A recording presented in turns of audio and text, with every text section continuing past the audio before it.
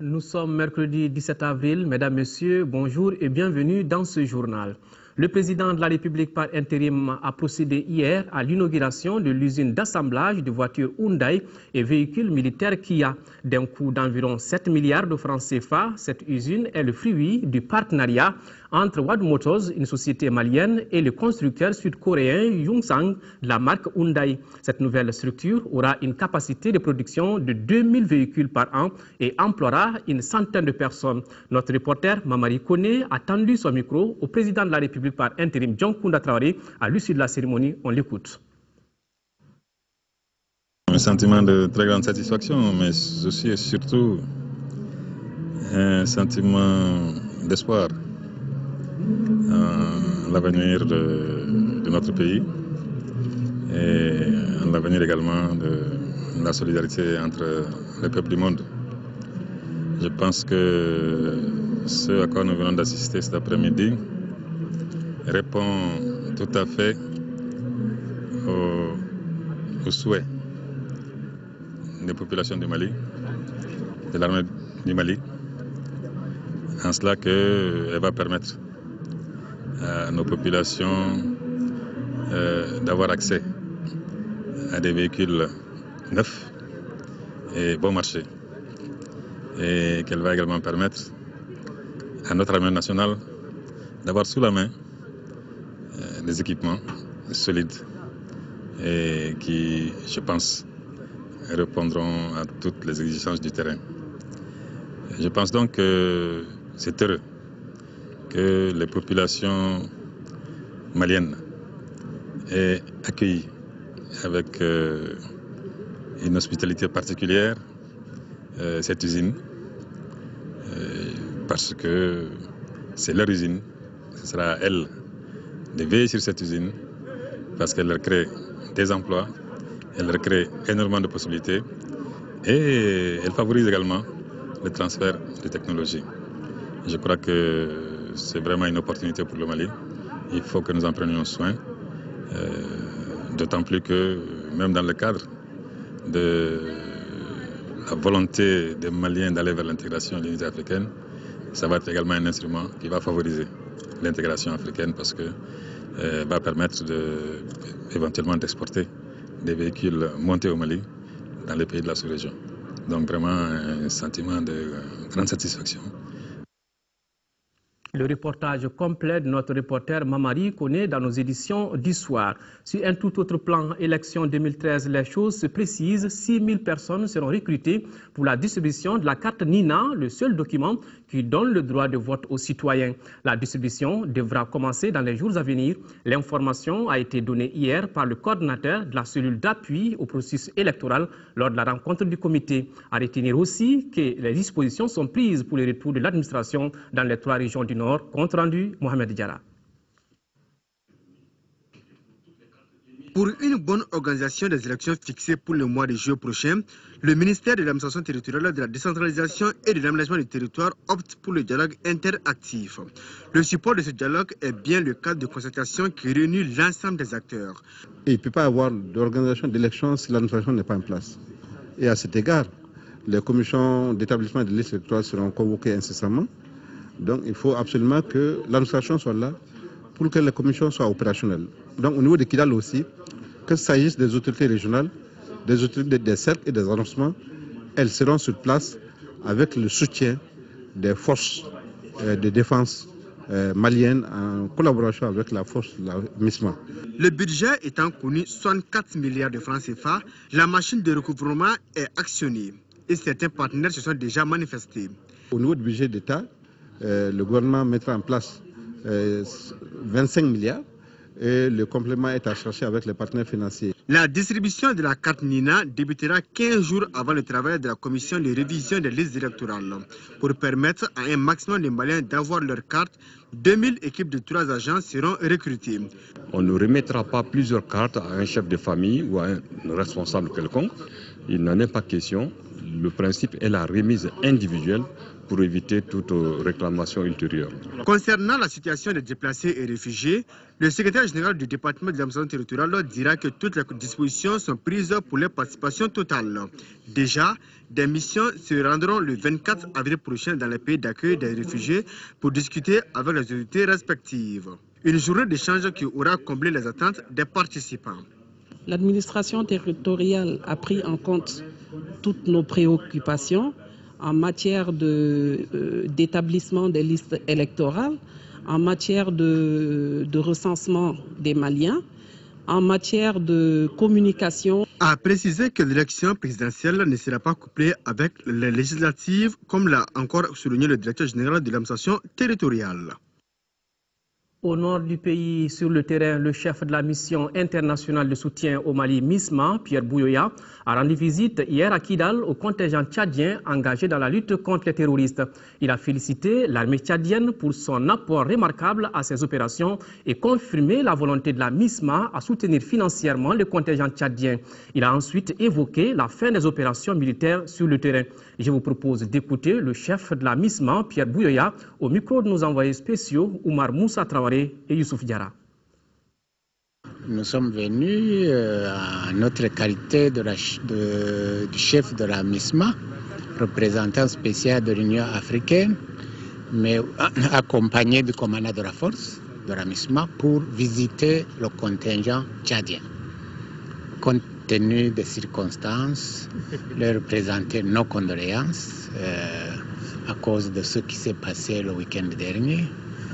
Leur dire que la perte des camarades, c'est aussi la perte de la MISMA, c'est la perte de l'Afrique. Nous sommes venus alors nous enquérir de la situation d'une façon globale. C'était l'objet de notre discussion avec le commandant du contingent tchadien. Il nous a longuement parlé de la situation sécuritaire sur le terrain, de la collaboration qu'il y a avec le contingent français, qui est une collaboration exemplaire. Il nous a parlé des problèmes de vie de tous les jours de ces hommes. Et nous avons constaté d'ailleurs que le contingent tchadien se tient très bien organisé sur le plan opérationnel, sur le plan logistique. En tant que MISMA, nous allons désormais soutenir le contingent tchadien plus que nous l'avons fait jusqu'à présent. Boukari Daou, le directeur de publication du journal Le Républicain, a comparu hier devant le tribunal de première instance de la commune 4. Après les débats, la défense espère l'annulation de la procédure. Ibrahim Traoré était sur place. Le tribunal de première instance de la commune 4 accueille le procès Boukari Daou, directeur de publication du journal Le Républicain. Le débat de ce mardi a porté essentiellement sur le fond du dossier. La défense a soulevé une exception de nullité de l'ensemble de la poursuite. Les avocats estiment qu'il n'y a pas de citation dans le dossier, c'est-à-dire dans le mode de saisine du tribunal en matière de délit de presse, le dossier doit avoir obligatoirement des faits incriminés. L'article 61 de la loi sur la presse dit qu'en matière de délit de presse, le prévenu doit être cité, le ministère public doit être cité dans le même acte et dans ce même acte, les faits doivent être précisés, qualifiés et la loi applicable précisée. Boukari Daou est accusé de publication pour fausse information et incitation aux crimes et délits. Le journaliste reste serein et espère que le droit sera dit. Je crois en la justice de mon pays et je crois en son indépendance. Et je suis surtout ému par la présence de mes confrères du Mali d'Afrique. Le procès a mobilisé un beau monde, notamment des journalistes et autres défenseurs de la liberté de presse. Tous sont venus soutenir Boukari Daou qui comparaît pour la toute première fois devant un tribunal. Nous attendons avec impatience ce délibéré qui, à notre avis, augure une volonté de la justice malienne de rendre le droit, de rendre un verdict conforme aux droits humains, conforme à la liberté d'expression, mais aussi conforme au respect des procédures pénales définies et appliquées au Mali. Là, on voit déjà une volonté de la part du gouvernement de vraiment montrer sa volonté de suivre la procédure légale et d'appliquer la loi. On attend le délibéré, mais on est déjà confiant et on continue à avoir confiance en notre justice parce que les débats ont lieu sur la base du droit et nous croyons que le droit sera appliqué. Sourire aux lèvres, tous espèrent que le confrère sera définitivement relaxé. Au Niger, le président iranien Mahmoud Ahmadinejad vient de boucler une visite de 48 heures dans ce pays. Au cours de son séjour, il a été surtout question de coopération entre le Niger et l'Iran. Officiellement, le sujet sur l'uranium n'a pas été évoqué lors de la rencontre entre les deux chefs d'État. Deuxième étape du voyage africain du président iranien. Après Cotonou, Mahmoud Ahmadinejad est arrivé lundi après-midi à Niamey. Accueilli dès sa descente de l'avion par le président Mahamadou Issoufou, il est ici pour 48 heures afin de parler coopération. L'Iran est un pays très avancé dans le domaine de la science et de la technologie et qui a un mal de marché international, qui souhaiterait voir l'Afrique être un des marchés pour écouler tous les produits de sa science et de sa technologie. La question du nucléaire est sur toutes les lèvres. Le Niger, quatrième producteur d'uranium au monde, estime que son contrat signé avec le groupe français Areva est déséquilibré et aimerait diversifier ses partenaires. Mais vendre de l'uranium à l'Iran n'est pas une option à l'heure actuelle. Le commerce de ce minerai est assujetti à une réglementation internationale que nous sommes tenus de respecter et nous ne vous aviserons jamais à enfreindre ce genre de réglementation. Officiellement donc, l'uranium n'a pas été évoqué lors de la rencontre entre les deux chefs d'État. Lundi au Bénin, le président iranien qualifiait pourtant l'énergie nucléaire de don divin.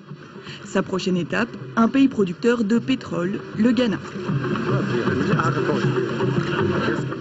Toujours sur le continent africain, l'actualité reste marquée au Togo par la grève des enseignants. Nous évoquerons la visite du président sud-africain en Algérie et en Centrafrique. L'ancien président François Bozizier réclame une enquête sur les violences à Bangui. Mais commençons ces brèves par le Togo. Au Togo, tous les établissements scolaires sont restés fermés aujourd'hui. Décision du gouvernement après la mort hier d'un collégien de 12 ans tué par les tirs d'un gendarme lors d'une manifestation de soutien à la grève des enseignants. Le gouvernement a voulu éviter de nouveaux troubles alors que des négociations sont en cours avec les professeurs grévistes. Coopération et sécurité au menu de la visite de Jacob Zuma en Algérie. Lors d'un entretien avec Abdelaziz Bouteflika, il a été question de la sécurité au Mali, en Centrafrique et des tensions au Sahara occidental. La sécurité, clé indispensable au développement. Alger et Pretoria invitent les pays africains à s'en préoccuper davantage. Cette visite était aussi l'occasion de resserrer les liens de coopération entre les deux pays, notamment dans les domaines du tourisme et de l'énergie nucléaire. François Bozizé réclame une enquête internationale sur les violences. L'ex-président accuse la rébellion de se livrer à des attaques planifiées contre des propriétés privées, des églises et des bâtiments publics. Il demande que les commanditaires de ces attaques soient poursuivis. Accusé par le président autoproclamé Michel Djotodia de vouloir déclencher une guerre civile, François Bozizé dément. Il dénonce l'incapacité des rebelles à rétablir l'ordre dans la capitale. Hors du continent africain, maintenant, nous irons en France où les membres du gouvernement ont rendu public leur déclaration de patrimoine. Nous ferons un tour en Allemagne où se tient le forum Business Investment au Qatar. Nous parlerons enfin du prix Goldman pour l'environnement en Grande-Bretagne. Mais suivons d'abord le sujet sur la déclaration du patrimoine des 37 membres du gouvernement français. Lundi, les 37 ministres français ont rendu public leur déclaration de patrimoine. Appartements, véhicules, bijoux, comptes bancaires, tout a été disséqué. Cette opération transparence était voulue par le gouvernement suite à la découverte de comptes offshore appartenant à Jérôme Cahuzac, l'ancien ministre délégué au budget. Michel Delaunay, la ministre déléguée aux personnes âgées, figure parmi les plus fortunés, derrière Laurent Fabius, le ministre des Affaires étrangères. Il comptabilise 6 millions d'euros de patrimoine. Le forum business et investissement au Qatar se tient à Berlin. La chancelière allemande Angela Merkel a appelé l'Émirat à clarifier le cadre juridique d'appel d'offres. Le plus important pour les entreprises allemandes au Qatar ou ailleurs est d'avoir un processus d'appel d'offres juste et transparent, a déclaré la chancelière lors de la cérémonie d'ouverture. L'extension du réseau ferroviaire, le développement des énergies renouvelables et les préparatifs pour la Coupe du monde de football de 2022 sont des marchés potentiels pour les entreprises allemandes. Des combats écologiques dignes de David contre Goliath, récompensés par le prix Goldman pour l'environnement. L'écologiste sud-africain Jonathan Dill a été décoré pour sa lutte contre la fracturation hydraulique, un procédé très critiqué pour l'extraction des énergies fossiles. Ce combat a amené le gouvernement sud-africain à suspendre les autorisations. Rossaro Ercolini, un instituteur italien, a également été récompensé pour sa campagne contre la construction d'un incinérateur en Toscane. Le maire de la ville a annulé le projet. Tout le plaisir était pour moi de vous présenter cette édition qui s'achève.